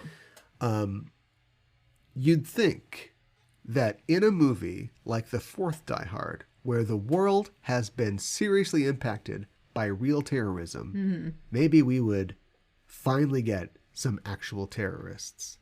And yet, to the credit of a series who, and I've been looking at the politics of this series, I don't think they care too much about what color the bad guys are that John McClane kills. No, they don't care. Does not decide to make the bad guys actual fundamentalist terrorists now. Yeah. This isn't True Lies. Right. Instead, it's the guy from Justified. Let's talk about Die Hard 4.0. Oh, God. Isn't it also a good day to die hard? It's Live Free or Die Hard. Oh, it's Live Free or Die Hard. Sorry. I messed up. That's the fifth one. That's the fifth one. Sorry. Don't take my badge away. Yeah, so the fourth one is about hackers. You know what? You're right. There's nothing else to say. A lot of stuff happens in it. Yeah. But you're right. It's about hackers. The year is 2007. 2007, and this movie's about hackers. Why? So at this point, not only is John McClane like, hey, look, I'm old. What do you want? But even his plots are old. Like, Well, right. I'm scared of robots because they eat my medicine. Like, what is this supposed to be? Well, and it's like, not only is it like a movie about hackers Before in you even 2007, talk, yes. it's like 90s hacker Right. tropes. And before I guess you don't have to do a recap. Maybe that was a dumb idea because we'll definitely get to all the elements as we talk about it. But it is specifically written by a guy who worked on a guy named David Marconi, who wrote the movie Enemy of the State. Okay. Which was a movie that came out in 1998. Okay. That was about hackers. Will Smith All right. is, I don't know, something. And I think he's like a Secret Service or he does something in DC. And he finds out that, they know that you ordered that pizza, or that's the net. But anyway, they know, it's the 90s. That's when those movies happened. Yes, I know. Right. I So know. it's a Tony Scott movie where children essentially, like, because, kids know computers, right? Yeah, right. So a bunch of like kid hackers are causing chaos, and he has to get the guy from The Conversation, it's Gene Hackman, to help him get out of this. 9 years later, they make the same movie, except with a lot of gasoline-fueled explosions. Yes. Yeah. Exactly. And like, this movie made $400 million. Like, this was a successful film. How? Yeah. So we saw like gosh dang it, my brain. The cast list at the beginning of the movie. Yeah, and you're like, Justin Long? Timothy Oliphant? Yeah. Maggie Q? Mary Elizabeth Winstead, Kevin Smith, and I was like, oh, we're in a lot of trouble. In 2007, Kevin Smith we were past Kevin Smith. We were. Yeah. And I like Timothy Oliphant, but in this movie? In this PG-13 Die Hard movie? No. All the other movies, rated R? Yeah. This one's PG-13. Well, yeah, that's weird too. And then In this, Len Wiseman directed Die Hard movie? But he's like... All right. Let's keep heaping it up. Keep heaping it on. Yeah. Because then you know what the twist is going to be? What? It's actually not that bad. Yeah. It's kind of all right. Yeah. I know. You liked it. So here's the thing. I felt like it was like so bad. It was entertaining. It kind of came back around. Yeah. Yeah. Like I If was you like, forget- I was having a fun time. So all the things that we set up before, that he's got to be a guy who is down on his luck. How can you run that much when you smoke as much as he does? Right. He's not a Superman. He's up against automatic weapons. He's got a revolver or whatever. When you take all that away, you shouldn't have Die Hard. And that's what they do in this movie. To the point where they jump in a helicopter and he's like, you know how to fly one of these? Yeah, I took some lessons. Yeah, try to face my fears. It's like, wait, the whole point, you're afraid of flying. Yeah, right. So we're just removing all your weaknesses. Yes. You don't need a gun to kill people because you can just drive your car like a video game into Right. like another. But once you just accept that it's a superhero movie, It is, essentially. and you get over your disappointment that Timothy Oliphant has so much, he's got more charisma than five of us together in his body. Yes. Is forced to act like a robot. know. Once you're over all those disappointments, and you have to see Kevin Smith be a big part of the film, let's stop listing the disappointments. The point is that I remember I saw this in 2007 and hated it. I watched it now and I was like, this isn't actually that bad. It's okay. not. It's fun. It's entertaining. They it's lean like, into the fact that he's old too, because this is like 12 years after the last movie. Yeah, I mean it's a big break from Because Little Lucy's in college. third and the fourth. I know, Little Lucy's in college, and it's Mary Elizabeth Winstead. Yes, and she's only okay with under the shirt over the bra. Oh my god, It's a weird way to introduce the character. it is like, and then like I don't like it's her dad like knocking on the window. That's weird, but then cheese dick, get your hands off of her. yeah, right, and then it's like again. I'm not McClane. I'm, and then by the end of the movie, I'm McClane. Right. And it's like, and of course, Timothy Oliphant's like, oh, we gotta kidnap his daughter because that's gonna, We've got to kidnap his daughter. I'm sorry, did Tim, I emote too much? Do you not want to be in this movie? I know. We can replace you. I know. And then like Justin Long playing like a teenager, early 20s something, and he's probably older than that. And it's like, Yeah. We were really in our Justin Long phase. He wasn't right using here. a Mac. That wasn't a Mac. It was definitely not a Mac. That was a PC. This movie, like all the other films, was not originally a Die Hard script. Of course it wasn't. It was, it's really crazy actually. This is where it becomes a Hollywood thing. So you've got the guy that wrote Enemy of the State. Okay. And he wrote a script which was called, like, it was a spec script, I think. Or maybe it was for hire and it just didn't get made, but it was called WorldWar3.com. And the idea was terrorists mess with computers to the point where, it causes like a huge incident. Yeah. Then there was also an article. That's right. This is one of the most successful movies ever based on an article, not including the entire Fast and Furious franchise. Yeah. An article in Wired magazine called A Farewell to Arms, which was about the idea of how hackers could do a fire sale, and could turn the intelligence community and our defense systems upside down. Yeah. And after the September, and it was in development before September 11th. This was in development for a while. That stalled it because they figured nobody wants to see a movie about that. We can't do this right now. But what the hell? It's 2007. Let's do this. Enough time has passed. Die Hard 4.0. Well, it's Live Free or Die Hard, right? Yes. As far as that goes, I think in some markets it's Die Hard 4.0. The version that I watched had Die Hard 4.0 as the title card. I don't know if that's true everywhere or if it was... I feel like I heard that somebody, maybe it was Bruce Willis, wanted that because it sounds good. It sounds like a computer I like thing. that Joel's not here anymore. I can do whatever I want. Yeah, I know. Like, for instance, originally they wanted to make a script called Tears of the Sun into the fourth Die Hard film. Okay. That script is about a group of people who go to the Amazon jungle, and they get stuck in the Amazon jungle and have to fight against a drug lord and his like gang of thugs. Now that never got turned into a Die Hard movie. I don't know if it ever got turned into anything. But then later, Bruce Willis was in a film about it's set in Africa, and he's like a SEAL team, rescuing somebody from Nigeria or something like that. Okay. And it's a real like, boy, these people got it tough kind of movie, right? And he made them call that Tears of the Sun because he liked the title of Tears of the Sun, this other unrelated script that was going to be a Die Hard movie. Oh my God. So Bruce is just, wow. He's running the asylum at this point. Wow. Okay. Well, if that had gotten turned into a Die Hard film, that script, it would have been the Amazon is the building.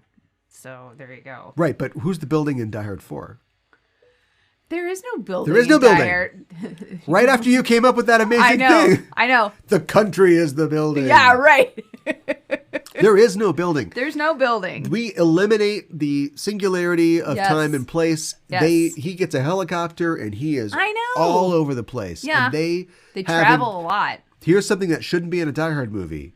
Travel sequence. Where Yes. we're just driving and we go, this is the time when we usually talk, and this would be over a radio. Yeah. But now it's just next to me because you're in the side seat. Yeah, right. Because I'm driving, because I'm the cop. Yeah, it's weird that would, put that in a Die Hard movie. That's generally not in a Die Hard movie. We don't come for that. No, we don't. We come to see John being clever in a confined space. But then he does get, he ends up talking to Timothy Oliphant a lot. He does. He does. Although they really shove it in at the end when he gets to their hideout. Yeah. And then it's like... That's when it kind of... Remember how Hans Gruber's like, why won't somebody find this asshole? He's just one guy, and we're Germans with machine guns. Right. And then... How hard can it be? Right. And then, Bruce Willis is like, let me see that script. Give me that pen. And then it's like, I'm coming to kill you, asshole. I know. And... Timothy Oliphant, who is an international terrorist who has all the keys to the U.S.'s cyber defense grid because he created them. Yes. Is like, somebody please kill this guy before he kills me. I know. He's not Batman. He's John McClane. I know. But they think he's Batman because he's like a superhero. Who are you? I know. I'm John McClane. Oh, dear God. It's Roy Rogers. It started, I can't remember if it was in 2, but it was definitely in 3. Everybody's like, oh, I've heard of you. Oh, yeah, okay. And then, like, everybody's heard of him. Everybody's heard of what he's done or what he's capable of. So it's like, okay. One thing that I'll give Rennie Harlan in Die Hard 2 is that I think, except for some kind of over-designed action sequences, the editing is fairly dynamic and clear. Mm-hmm. That is gone in this. There is some, and it's, it's a victim of 2000s filmmaking, action filmmaking, but there's some pretty frantic editing where you have no idea what's going on. It's also the mid-2000s, so there's got to be a French guy who does parkour. Of course. Got that. Yeah. Yep. He's doing that. Got a lady in a tight suit kicking your butt. So... like, look, maybe it's like germane to the character, but a lot of misogynistic comments from John McClane. I was not happy about that. Not necessary. So it's completely unnecessary. Yeah. Yeah. But there's nobody there to tell him that that's not okay, I guess. No. I dropped a car on your Korean whore or whatever he says. Know. It's terrible. It was awful. I can't remember what he said exactly, but yeah, that was not okay. But I don't know. It was... The villain's motivations are intact. Mm-hmm. Again, this is probably the fusion of 2 scripts. Yep. And the die-harding of it. Mm-hmm. But it is ostensibly him, Timothy Oliphant, carrying out a cyber attack on America as a bit of revenge. Yes. And also a bit of like, I told you something like this. They didn't listen to me. I told you this could happen. Yeah. So I'm going to do it. So I'm going to prove to you that it can happen. But in reality, he wants the code, the backdoor codes or whatever that he can sell for billions of dollars to international terrorists. Right. So it is another heist. Yes. Yeah, and like the villain wants something that you didn't necessarily know they wanted. I think that this movie is a reaction to Hurricane Katrina. Why? Because they're all reactions to real life events. Yeah, right. Except for the 5th movie, which we are still going to talk about for some reason. Oh, okay. And so the breakdown of systems caused not by the incompetence and the uncaringness of the people at the top, but instead, our systems failing. We rely on computers. It doesn't go so far as to say, it's no Star Trek Picard. It doesn't go far as to say, all you newfangled kids have really screwed this up and only the people with gray hair can fix this. Right. But it's kind of doing that. All of these tools allow these computers, pimple-faced kids to run roughshod, and only a guy with a shoulder holster that can crash a plane with his mind can get us out of this. Right. And so there's a lot of talk about like anthrax alarms and things like that. Yeah. The transportation system goes down. Unfortunately, Pete Buttigieg is still a mayor in South Bend. He can't help us. In fact, I think he's running for mayor at this point. So, oh my God. Yeah, he can't help us with that. Wasn't there a threat of like the water being turned off and everything? No, they're going to turn the water off. Yeah, right. And then like electricity going out and that sort of thing. Yeah. They messed with the traffic lights. That was a big deal. Yeah. So like Pete Buttigieg. Yeah, right. But yeah, otherwise, he's riding a plane. He's not Captain America. He's just a New York cop. I know. Somehow still a New York cop. Yes. He hasn't taken his pension yet. No. There's an elevator car fight they crash a car in an elevator shaft. Yep. And then the fight continues for another 5-6 minutes. I was like, how is it continuing? But okay, we are just going for it. There is a strategic deployment of pop-up ads. Remember pop-up ads? Yeah, yeah. to stop the bad guys. Yes. And kind of a lot of ropey CGI. Yes. We're still kind of figuring that part out. We are figuring that out. I was also like confused, like some of the like hacker underlings, like hacker henchmen, it seemed like maybe they were going to turn at some point. And then like at one point, but then that never really happened. And then they're kind of eliminated either through McClane's actions or Oliphant seems to be like thinning out his stock. They tell one guy to go in another room and like they just shoot all the people in their headquarters. Right. And it's like, beats paying him. Why? Yeah. Yeah, I guess. Jeez. There is an element of John taking incredible punishment, like we see in a lot of films. They push it really up to the end, or to the utmost. Mm-hmm. Him walking over glass, fine. Yeah. Him shooting himself through the bullet hole that already exists. A bullet doesn't just go, oh, perfect, I can just go through this hole. It makes a bigger hole. Yeah, that's You not are how now it double works. shot. Yeah. If Timothy Oliphant dies because he's shot, you are shot times 2. I know. So why aren't you dead?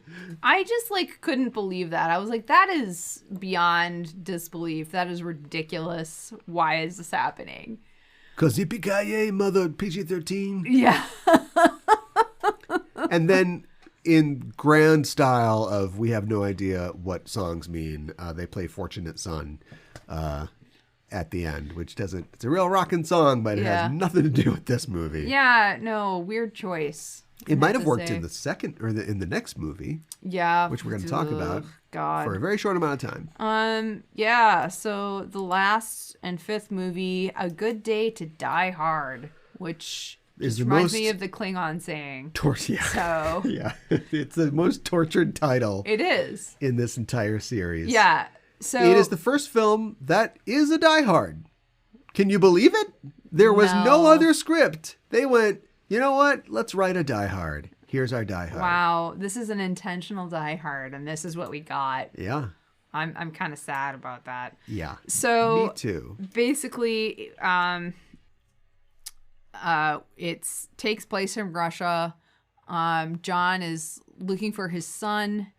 He doesn't know what's going on with him. His son has gotten like arrested.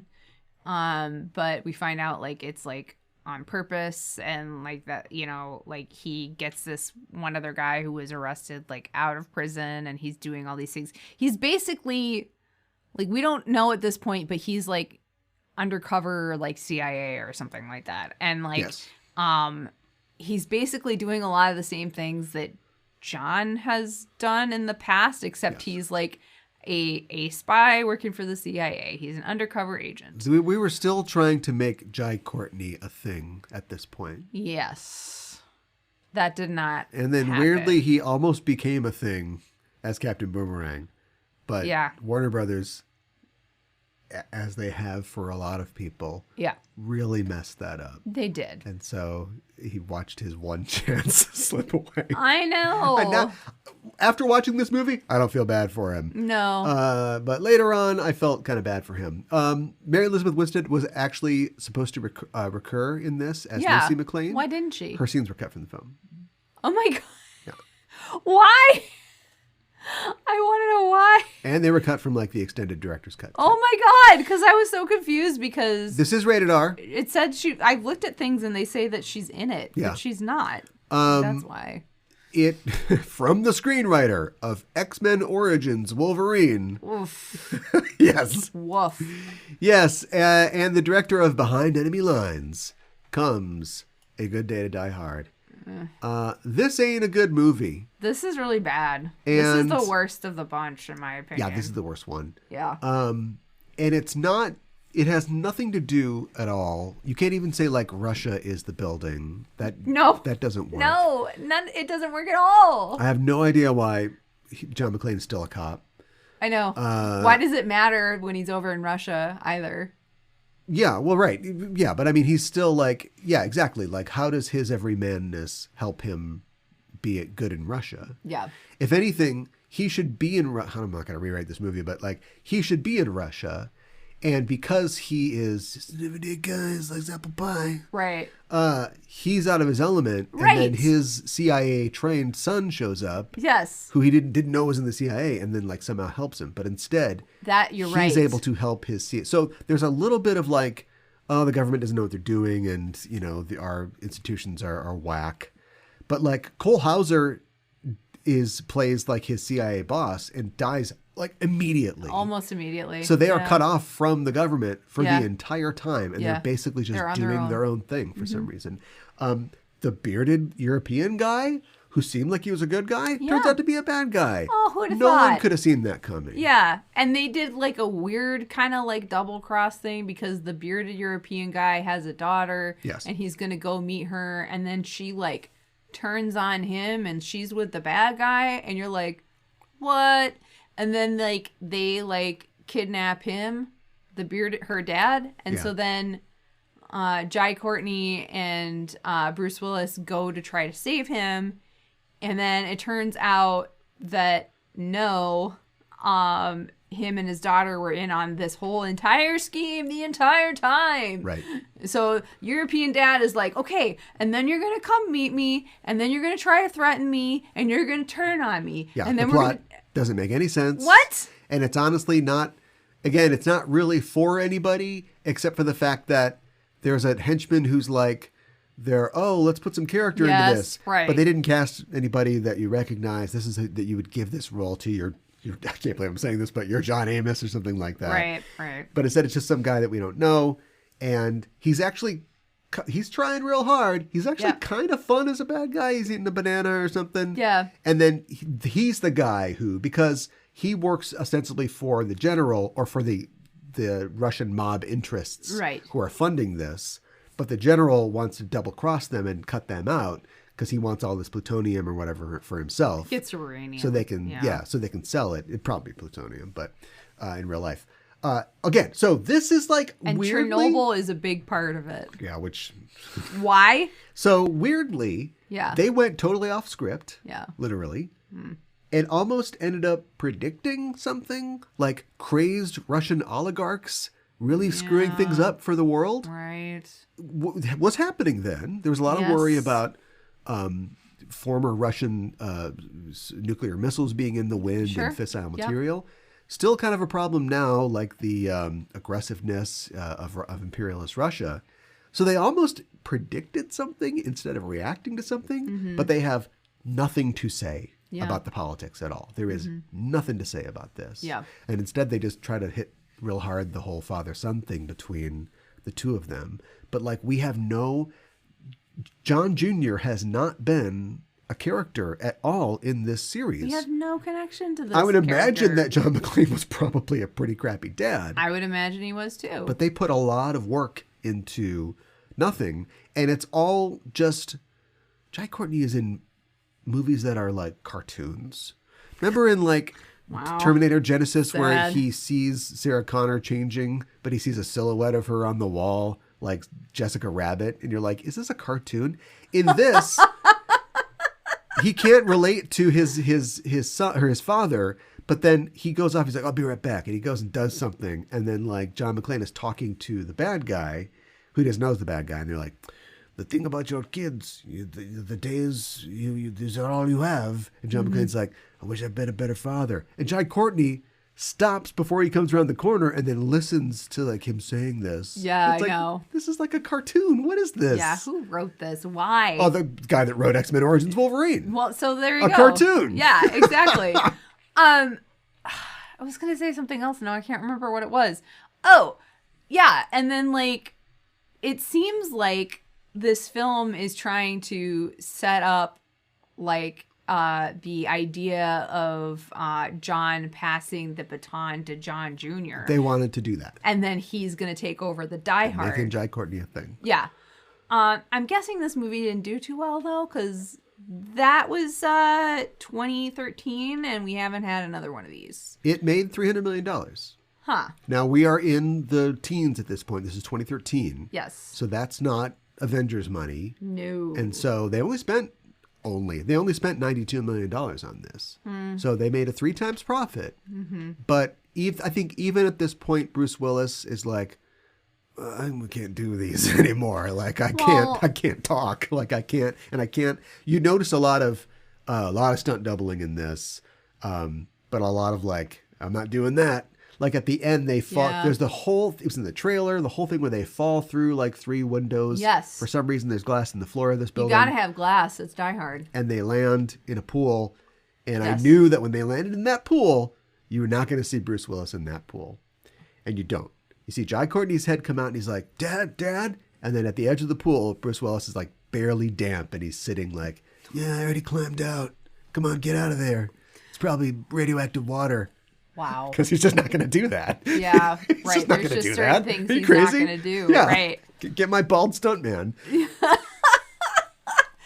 I mean, he also just doesn't seem like he's happy to be there anymore. You know, like he seems like he's not having fun. It's 97 minutes and it feels like 3 hours.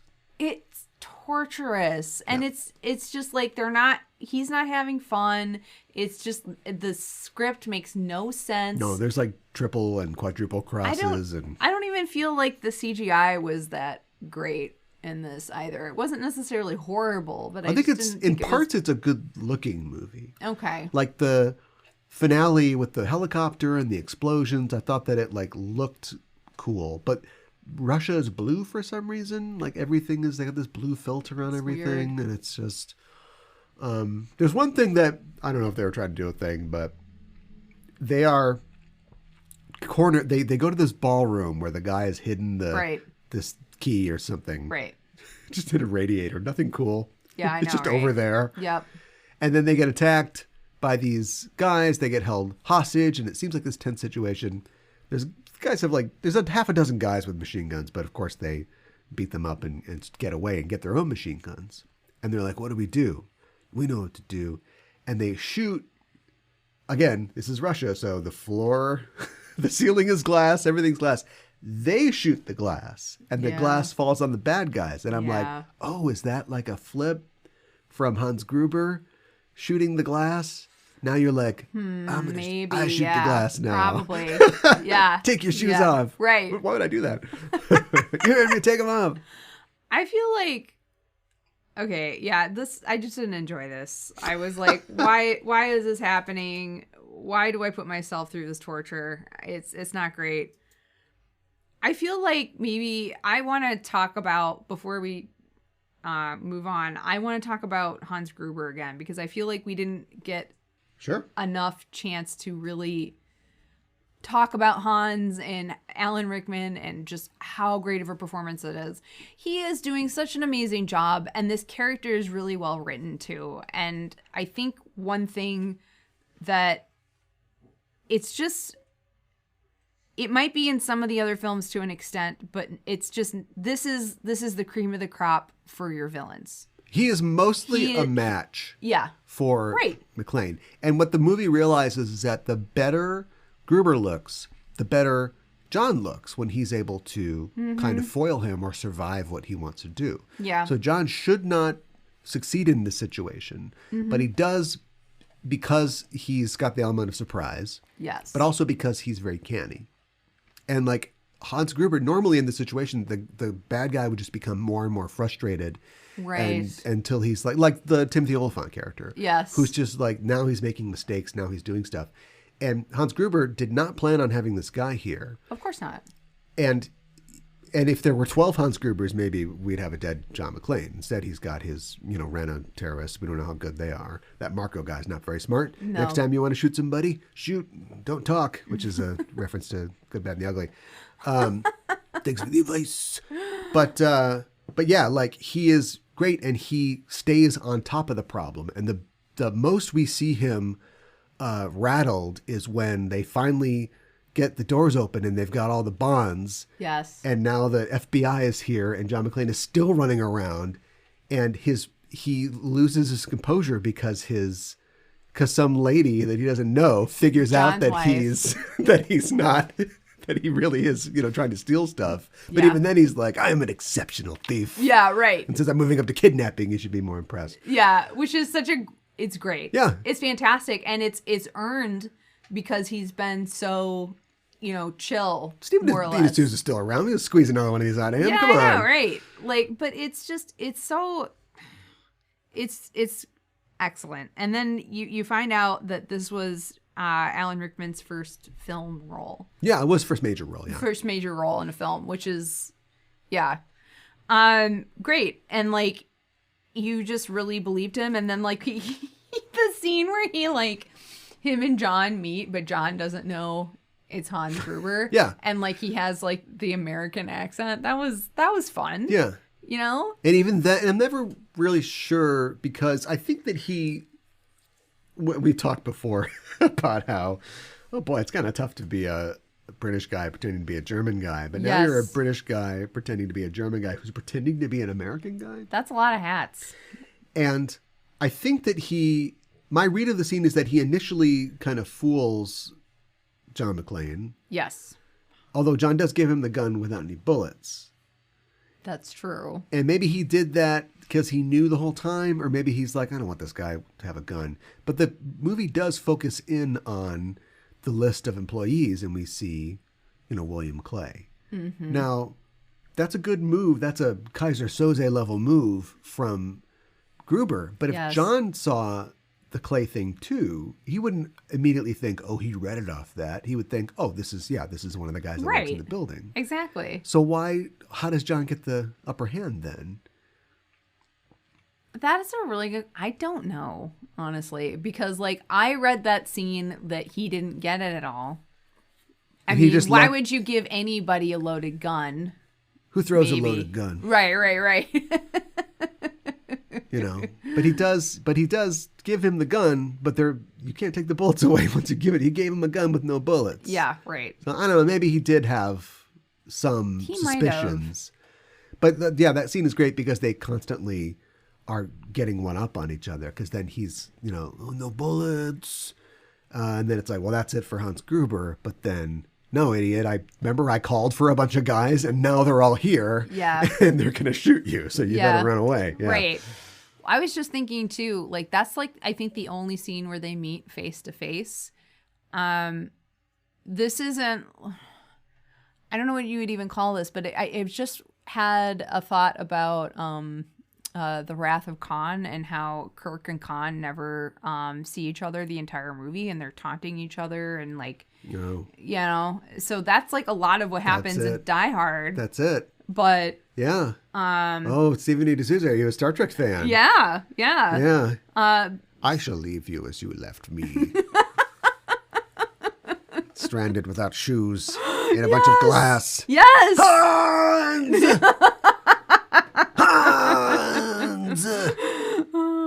Well, going off the idea that even though he's a fish out of water, the wrong guy on the wrong day, John McClane would be more suited to this environment than the terrorists that he's after. Yes. He's using the element of surprise. What environment would you be best suited for to triumph in a Die Hard situation? Oh, God.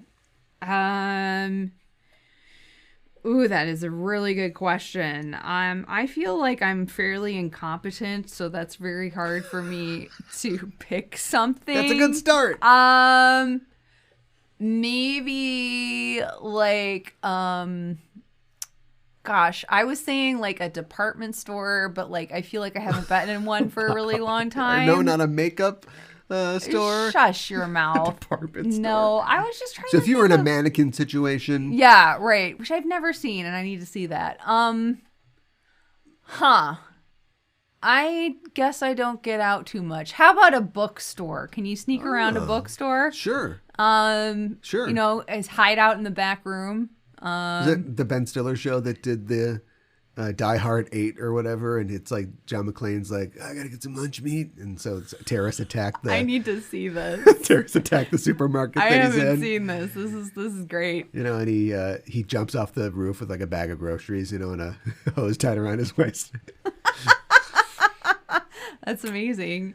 How about you? I don't know how to answer this either, but I think maybe I would reach back to my theater background and say, see, that's good. Die Hard in the theater. Yeah, that's good. You got the catwalk. Shades of it was 4 or 5 with the assassin with the flute gun. Where they're having the karate fight in the rigging of the set, and it's like here's a trope. Write this one down too.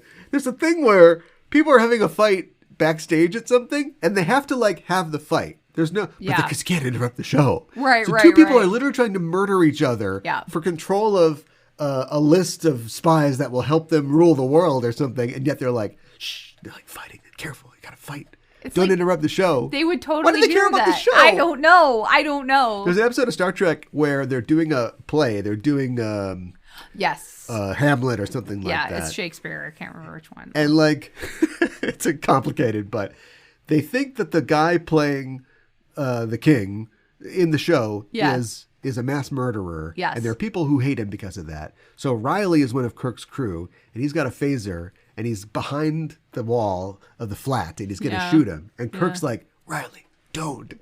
Why do you just say, you're the captain, walk out and say, the play is going to pause for a second while we do. But he's like, no, Riley, it's not worth it.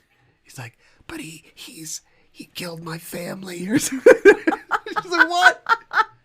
Look, I respect the theater too, but I think we can stop the show at this point. We need to have this conversation in a sotto voce voice. Yeah. Because we don't want to interrupt the show. Just turn the house lights on. I know. Pull the fire alarm. It's okay. It's okay. Let's stop it. This is more important. This is life or death. Come on here. Well, I don't know what we learned, but I think that we certainly ran down, and it's impossible. It's 5 films, but in a as detailed way as possible, I think that we outlined what makes a Die Hard and how the Die Hard series itself wasn't always a Die Hard. I have a question before we end. Is this the first film or piece of media where somebody's crawling around in vents? Oh, no. Okay. People crawling. That's write that down. Yeah, write that down. Yeah. Exactly. Because, I mean, I think of Die Hard, but I'm sure, like you said, there's something else. So all the time. All right. Yeah. Well, I think that's it for this inaugural episode of Just Enough Trope. We hope you have enjoyed the new format of our show. And I think we're going to see a lot of adventures from Just Enough Trope in the future. That's a trope, too. The failed pilot trope when you go, I think John Courtney's going to be with us for a long time. Here's another pilot trope. I wash my hands of this. I know. What's coming up on the next Just Enough Trope? Yes, on the next episode of Just Enough Trope, we'll be talking about time loops in fiction and why they're so popular right now. What's coming up on the next Just Enough Trope? On the next episode of Just Enough Trope, we'll be talking about... That's right. It's a time loop. Yeah, it's a time loop. Yeah, we'll be talking about time loops. Christened The New Zombies by some. I think that's been taken over by multiverse movies, but that just might be an effect of getting as much IP on the screen as possible. But yeah, time loops, a big thing. They are a big thing. And we'll talk about some of the most famous recent time loop movies where the trope started and read a very special short story that has to deal with time loops. I'm excited. I'm excited too. Yeah. It's a good short story, and I like time loops. I like time loops too. They're so fun. We'll talk about that next week. We'll be back in 2 weeks, actually, for another episode of Just Enough Trope. In the meantime, if you want more talk about pop culture and tropes, you can join us on our Discord. We've got a link in our show notes. It is free, and it's a gateway to a cornucopia of conversations about your favorite pop culture topics. We've got social media accounts as well on Facebook, Twitter, and Instagram. Just go to Just Enough Trope and follow us anywhere and say hello. Yeah. From the Just Enough Trope Studios, this is Cal Formica signing off and saying, keep the geek fires burning.